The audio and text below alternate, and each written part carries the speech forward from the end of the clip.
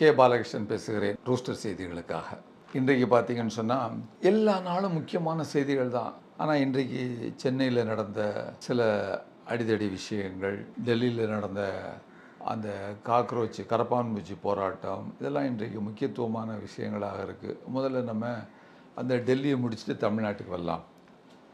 ஏழை எளிய மாணவர்களுடைய மருத்துவ கனவை சிதைக்கின்ற வகையில், ஏழை எளிய மட்டுமில்லை, நடுத்தர குடும்பம், உயர்தட்டு வர்க்கம், அவர்களுடைய அந்த மருத்துவ கனவையும் மாணவர்களுடைய சிதைக்கிற வகையில் இன்றைக்கு கல்வி புலத்தில் பயங்கரமான ஊழல். நீட்டு தேர்வு, ஒரு வினாத்தாள் 5 லட்ச ரூபா 10 லட்ச ரூபான்னு விற்கிறது, என்னெல்லாமோ நடந்துகிட்டு இருக்கு. இதை எதிர்த்து இன்றைக்கு பார்த்தீங்கன்னு சொன்னால் மிகப்பெரிய அளவிற்கு போராட்டங்கள் நடந்து கொண்டிருக்கிறது. சனிக்கிழமை அன்னைக்கு நம்ம சென்னையில் ராஜரத்னம் ஸ்டேடியத்தில் அகில இந்திய பீப்புள்ஸ் மூமெண்ட்டு அதனுடைய சார்பாக இன்றைக்கு பல்வேறு இயக்கங்கள் ஒன்றிணைந்து ஒரு போராட்டத்தை நடத்தினாங்க. அதற்கு ஒரு முக்கியமான செய்தி என்னென்னா, பல்வேறு தலைவர்கள் சார்பில் அங்கே போராட்டம் நடந்தது. அதில் முக்கியமாக குடியுரிமை பாதுகாப்பு இயக்கம் சார்பாக நான் தான் அந்த போராட்டத்திற்கு தலைமை தாங்கியிருந்தேன். அதற்கப்புறம் ஆல் இண்டியா பீப்புள்ஸ் மூமெண்ட்டுடைய முக்கியமான தமிழ்நாட்டில் உள்ள அந்த தலைவராக இருக்கக்கூடிய, நிர்வாகியாக இருக்கக்கூடியவர் அகில இந்திய அளவில் இருக்கிறார். அவர் தாமஸ் ஃப்ராங்கோ, மனோ தங்கராஜ், அவரும் முக்கியமான தோழராக இருக்கிறார், முன்னாள் திமுக அமைச்சர். அப்புறம் இன்னொரு முக்கியமான ஆள் உங்களுக்கு யாருக்கும் தெரிஞ்சிருக்கிறதுக்கு வாய்ப்பில்லை. காக்ரோச் ஜனதா பார்ட்டியினுடைய தமிழ்நாடு ஒரு இளைஞர் நிர்வாகி, அவர் தான் அமைப்பாளர், அவரும் வந்திருந்தார். அவர் பேர் பிரம்மா பாலசுப்ரமணியம்னு சொல்லிட்டு. எனவே ஒரு 2 மணி நேரம் தான் போலீஸ் பெர்மிஷன் கொடுத்துருந்தாங்க. மிகப்பெரிய அளவிற்கு போராட்டம் நடந்தது. எல்லா பத்திரிகைகளையும் கவர் பண்ணியிருந்தாங்க. எனவே தமிழ்நாட்டிலும் சென்னையிலும் இந்த போராட்டம், இதற்கான ஒரு அஸ்திவாரம் போடப்பட்டிருக்கிறது. எல்லா அமைப்பை சேர்ந்தவர்களும் தங்களுடைய ஆதரவை தெரிவித்திருக்கிறாருங்கிற ஒரு செய்தி இப்படி நடந்துக்கிட்டு இருக்கும் பொழுது, இன்னொரு பக்கத்தில் இதில் மார்க்சிஸ்ட் கம்யூனிஸ்ட் கட்சியினுடைய தோழர் செல்வா, மத்திய சென்னையினுடைய தலைவரும் அங்கே பேசினார்.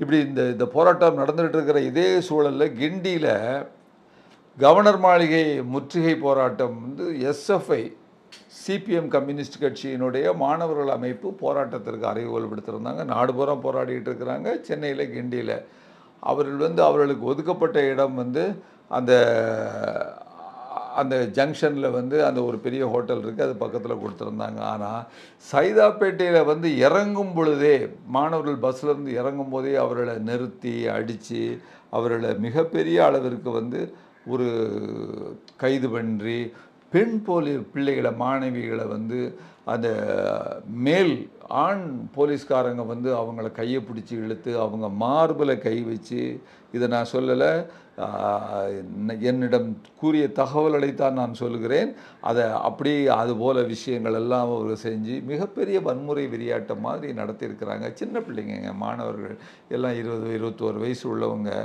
அப்போது இதை இந்த விஷயத்தை பற்றி கேட்கும்போது, மார்க்சிஸ்ட் கம்யூனிஸ்ட் கட்சியினுடைய தோழர் செல்வா, மத்திய சென்னை செயலாளர், அவர்கிட்ட கேட்க, நான் இதை பற்றி இப்படி சொல்கிறாங்களே உண்மையான உண்மை, நான் இதுக்கு நான் சொல்கிறேன் தோழர், நீங்கள் இது சம்மந்தமாக நீங்கள் பேசலாம், பொறுப்பேற்கலாம் அப்படின்னு சொல்லக்கூடிய ஒரு செய்தி அவர் சொல்கிறாரு. குறிப்பாக வடசென்னை மாணவர் போராளுடைய ஒரு தலைவராக இருக்கக்கூடிய அகல்யாங்கிற ஒரு பொண்ணு இதனால் மிகப்பெரிய அளவிற்கு பாதிக்கப்பட்டிருக்கிறது. இன்னொரு இளைஞன் மாணவன், அவனுடைய தோள்பட்டை கை மூட்டு இறங்கிட்டு. அப்போது ஏதோ ஒரு வன்முறை வெறியாட்டத்திற்காக வந்திருக்கிற ஒரு அரசியல் கூட்டமோ வேறு ஏதோ ஒரு வன்முறை கூட்டம் மாதிரி இவர்களை நடத்துவது தமிழ்நாட்டு காவல்துறைக்கு அழகல்ல. ஏன்னா உங்கள் பிள்ளைகள், இந்த காவல்துறை அதிகாரிகளினுடைய பிள்ளைகளும் நீட்டு தேர்வு எழுதுவதற்கு போகிறாங்க. அவர்களுக்காகவும் தானேயா நீங்கள் இந்த பிள்ளைங்கள் போராடுறாங்கங்கிறத ஏன் நீங்கள் புரிய மாட்டேங்கிறீங்க?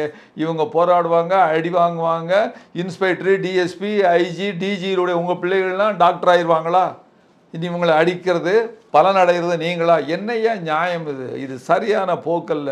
காவல்துறை இதை இது போன்ற ஒரு போராட்டங்களை கண்ணியத்தோடு அணுகணும். அதே மாதிரி பாருங்கள், மார்க்சிஸ்ட் கம்யூனிஸ்ட் கட்சி இன்றைக்கு இது குறித்து ஒரு கடுமையான அறிக்கையை வெளியிட்டிருக்கிறாங்க. இந்த சம்பவம் வன்மையாக கண்டிக்கத்தக்கது அப்படின்னு சொல்கிறாங்க. நாமும் சிவில் சமூகங்கள் சார்பாக, ஐக்கிய விவசாயிகள் முன்னணி சார்பாக இந்த சம்பவத்தை வன்மையாக கண்டிக்கிறோம் தோழர்களே. இது ஒரு செய்தி. அடுத்ததாக திரிணாமுல் காங்கிரஸ், அந்த காங்கிரஸ் கட்சி வெஸ்ட் பெங்காலில் அந்த அம்மையார் அவங்க மம்தா பானர்ஜி மிகப்பெரிய அளவிற்கு பாஜகவை எதிர்த்து நின்னாங்க.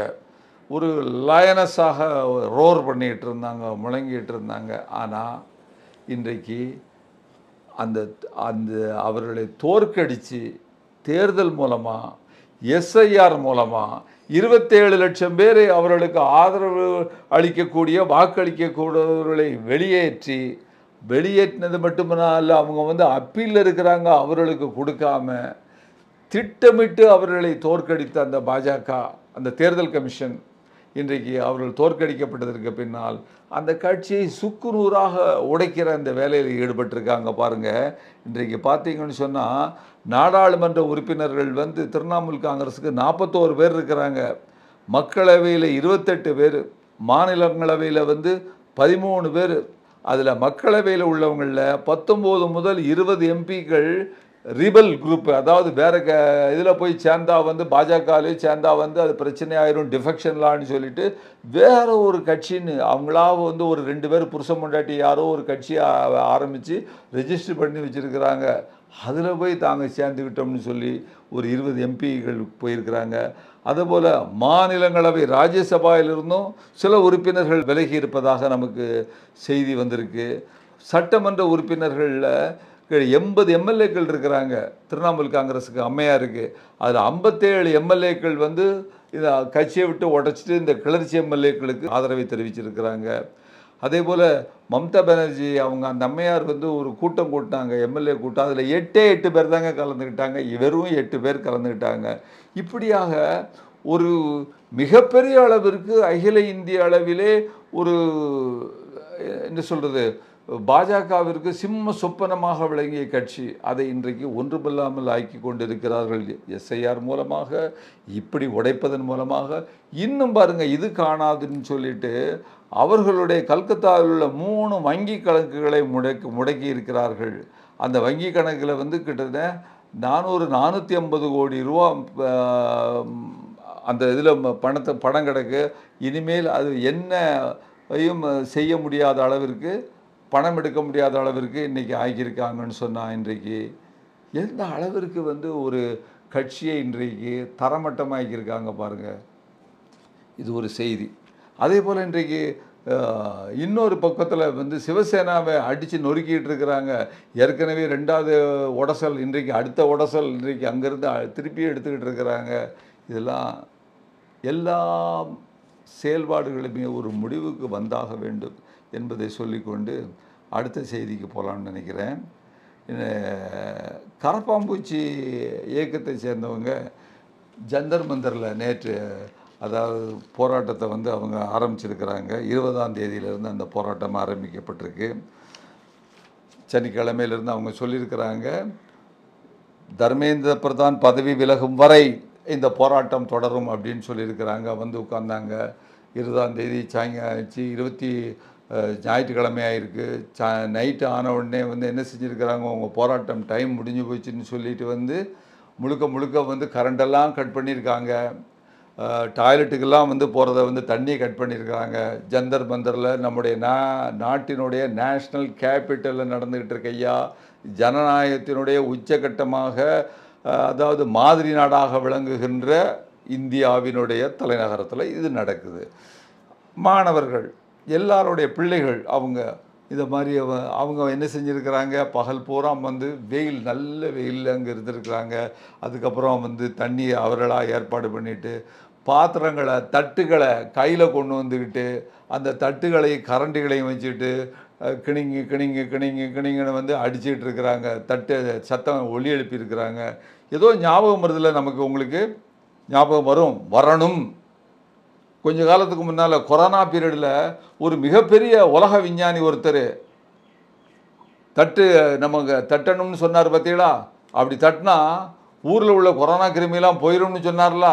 அதையும் நம்பி கொஞ்சம் பேர் நம்பி செஞ்சான். கொஞ்சம் பேர் நம்ம அப்படி தட்டாட்டா நம்மளை ஏதாவது செஞ்சிருவானோன்னு சொல்லி அது செஞ்சான். இன்னும் கொஞ்சம் பேர் ஊரோட ஒத்து வாழுவோம்னு சொல்லி தட்டினான். இப்படியாக ஒரு சம்பவம் நமக்கு நினைவு வருது பார்த்தீங்களா?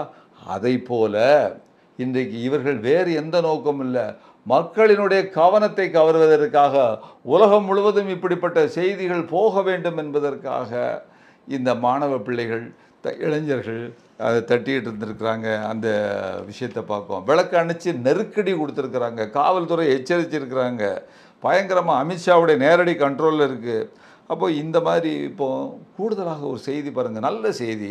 இந்த மாணவர்கள்லாம் வந்து அந்த அவருடைய தலைமை பொறுப்பில் உள்ளவங்க எல்லாம் என்ன கோரிக்கை வச்சுருக்கிறாங்க, என்ன வேண்டுகோள் விட்டுருக்காங்கன்னா, இந்திய நாட்டினுடைய விவசாய வர்க்கத்தை பார்த்து நீங்கள் எல்லோரும் எங்களுக்கு ஆதரவு கொடுங்கள் அப்படின்னு சொல்லிட்டு வந்து இந்த நாட்டில் முதலாக வந்து ஒரு மிகப்பெரிய ஜந்தர் மந்தரில் போராட்டத்தை, அந்த டெல்லி தெருக்களில் போராட்டத்தை நடத்தின அந்த விவசாயிகள் 5 சாலைகளையும் மறிச்சாங்களே, அவங்கள கூப்பிட்டுருக்குறாங்க விவசாயிகளுக்கு. அந்த விவசாயிகளும் தங்களுடைய ஆதரவை நல்குவதாக அறிவித்திருக்கிறார்கள் என்கிற செய்தியை நமக்கு கேட்கும் பொழுது உண்மையிலேயே மகிழ்ச்சியாக இருக்கிறது. சிலர் சொல்கிறாங்க, இதனால் நடந்துருமா நடந்துருமான்னு சொல்லிட்டு.